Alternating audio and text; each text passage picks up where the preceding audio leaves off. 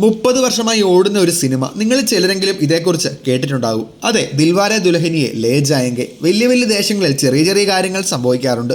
എന്നാൽ ഇത് ചെറിയ കാര്യമല്ല. 1995 ഒക്ടോബർ 20 റിലീസ് ചെയ്ത ദിൽവാലെ ദുൽഹനിയെ ലേ ജായേംഗെ ഇന്ത്യൻ സിനിമാ ചരിത്രത്തിലെ ഏറ്റവും ദൈർഘ്യമേറിയ പ്രദർശന ചിത്രം എന്ന റെക്കോർഡിൻ്റെ ഉടമയാണ്. മുംബൈയിലെ ഐക്കോണിക് സിംഗിൾ സ്ക്രീനായ മറാത്തെ മന്ദിറിലാണ് ഇന്നും ഈ മാജിക് തുടരുന്നത്. ആദ്യ റിലീസ് മുതൽ ഒരു ദിവസം പോലും മുടങ്ങാതെ എല്ലാ ദിവസവും രാവിലെ 11:30 രാജിൻ്റെയും സിമ്രൻ്റെയും പ്രണയം ഇവിടെ പുനഃസൃഷ്ടിക്കപ്പെടുന്നു. ബോക്സ് ഓഫീസ് റെക്കോർഡുകൾ തകർത്തെറിഞ്ഞ ഈ ചിത്രം ഒരു പ്രണയകഥ എന്നതിലുപരി ഒരു സാംസ്കാരിക പ്രതിഭാസമായി മാറി. കാണാൻ ആളുകൾ കുറഞ്ഞു തുടങ്ങുമ്പോൾ മറ്റ് ചിത്രങ്ങൾ പ്രദർശിപ്പിക്കാം എന്ന് കരുതിയ തിയേറ്റർ ഉടമകൾക്ക് അതിനുള്ള ഒരു സാധ്യതയും ചിത്രം ഇന്ന് വരെ തുറന്നു കൊടുത്തിട്ടില്ല. ഇന്ന് ഈ സിനിമ കാണാൻ വരുന്നതിൽ 95 ഇത് കണ്ടവരുടെ മക്കളും അവരുടെ അടുത്ത തലമുറയുമുണ്ട്.